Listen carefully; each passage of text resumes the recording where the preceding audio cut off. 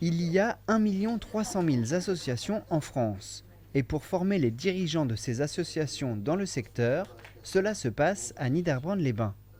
La région Grand Est a confié une mission de formation de proximité au mouvement associatif et Niederbrandt-les-Bains est donc devenu l'un des centres de formation avec Wissembourg et Strasbourg. 2 soirées sont proposées pour tout savoir sur le fonctionnement d'une association et le rôle du bureau. Alors ce soir, c'est une formation destinée aux dirigeants d'associations et destinée à travailler sur la question de la gouvernance de l'association. Comment fonctionne la direction? Quelles sont les fonctions dévolues au président, au trésorier, au secrétaire? Est-ce que l'on peut avoir des formes différentes de gouvernance? La réponse est oui, mais on va expliquer comment. Elle peut avoir une direction très centralisée, ou au contraire une direction très horizontale, avec des fonctions partagées. Tout est possible. Contrairement aux idées reçues, le mouvement associatif assure que les bénévoles sont toujours nombreux.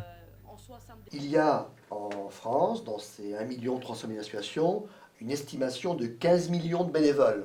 Il y a 15 millions de citoyens français qui sont bénévoles dans une ou plusieurs associations.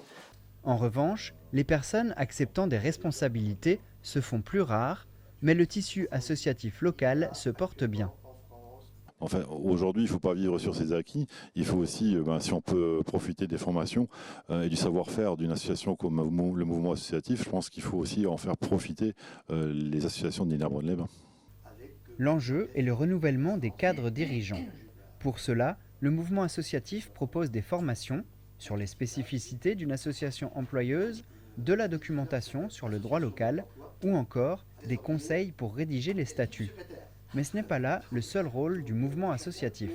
Et il y a 2 aspects dans le mouvement associatif, un aspect technique et un aspect politique. L'aspect technique, ce soir, c'est typiquement le cas. Le mouvement associatif offre aux associations des services, de la formation, du conseil, de l'accompagnement de projets sur des informations diverses et variées, et également une dimension politique qui consiste à défendre, représenter les associations vis-à-vis des pouvoirs publics. Le monde associatif représente 2 millions de salariés, notamment en contrat aidé, une part non négligeable de l'économie française. Pour en savoir plus et retrouver les outils et guides pratiques, consultez le site internet alsace-mouvementassociatif.org. L'annonce soudaine a fait grand bruit mardi dernier, Siemens et Alstom vont fusionner. En 1998, Alstom avait racheté 2 Dietrich ferroviaires qui lient la Schmelz au groupe. Le siège mondial de la future entreprise sera en France. Le siège de la gestion mobilité sera situé à Berlin. Fort de cette fusion, Siemens et Alstom emploiera plus de 60 000 personnes et jouera d'un chiffre d'affaires annuel de plus de 15 milliards d'euros. Objectif, avoir un groupe fort sur le plan mondial. Le futur groupe sera présent dans plus de 60 pays. Nous combinons une portée internationale, les portées internationales de nos 2 entreprises, et nous garantissons la couverture internationale et nous faisons progresser notre savoir-faire technologique numérique grâce à ce rapprochement avec Siemens et grâce également à la force du groupe mondial Siemens qui est très très puissant au niveau des technologies numériques au niveau mondial. Du côté des salariés et syndicats, c'est une surprise qui était prévisible.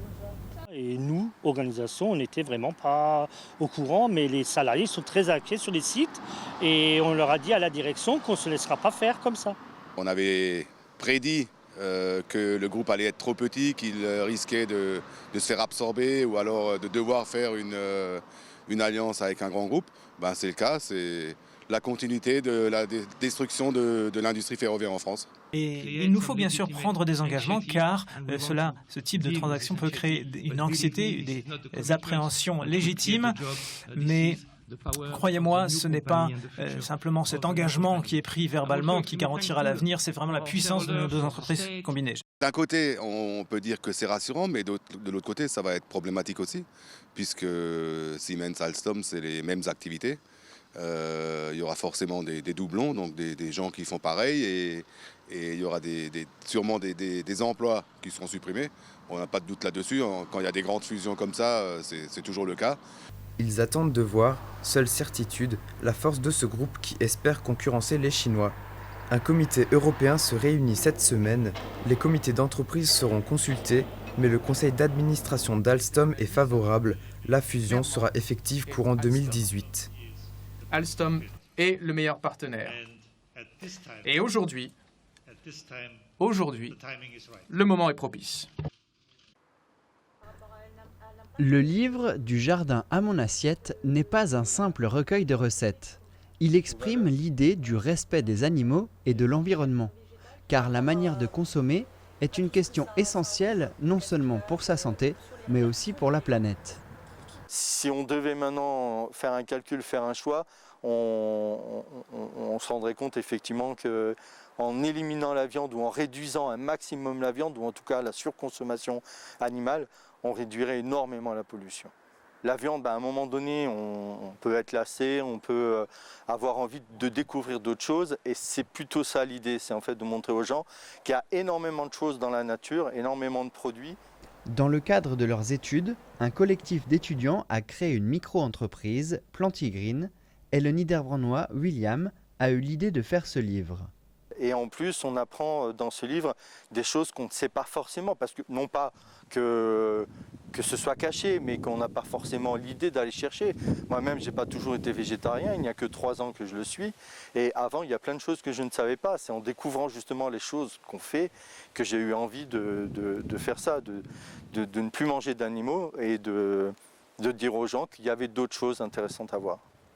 Du jardin à mon assiette comporte 3 parties, des informations sur l'alimentation, comme les différents régimes, véganisme ou flexitarisme, une partie de conseils et des recettes végétariennes. On a la mousse au chocolat sans œufs. Alors vous en avez peut-être entendu parler, c'est la mousse au chocolat qu'on fait avec l'aquafaba. L'aquafaba, c'est le produit, en fait, le liquide que vous récupérez lorsque vous ouvrez une boîte de pois chiches ou d'haricots rouges. Il y a un produit dedans, et bien ce produit, vous pouvez le monter en neige. De nouvelles recettes sont en cours de rédaction. Devant le succès du livre, la micro-entreprise prévoit un nouveau numéro du jardin à mon assiette et peut-être d'animer des ateliers de cuisine. C'est un anniversaire particulier, 25 ans de service dans la paroisse protestante de Reichshofen et Winstein. Monique Gieselbrecht est arrivée en 1992 et malgré le temps qui passe, elle se souvient de ses débuts, de son premier prêche. C'est des moments qu'on n'oublie pas dans la vie parce que c'est une étape très particulière.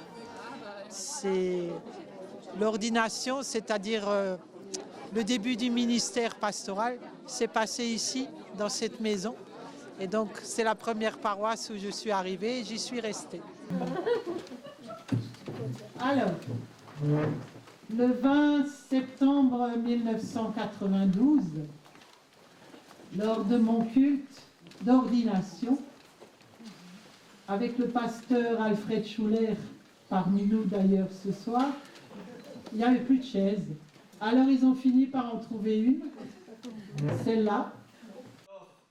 Les cultes du week-end sont propices à l'évocation de souvenirs.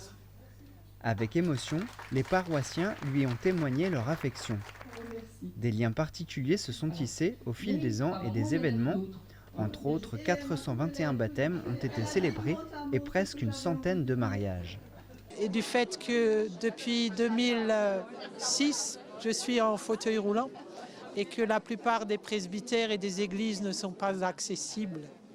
Donc ceci explique aussi pourquoi je suis restée là.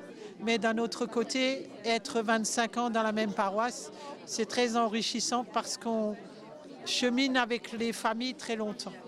J'ai déjà marié un enfant que j'ai baptisé.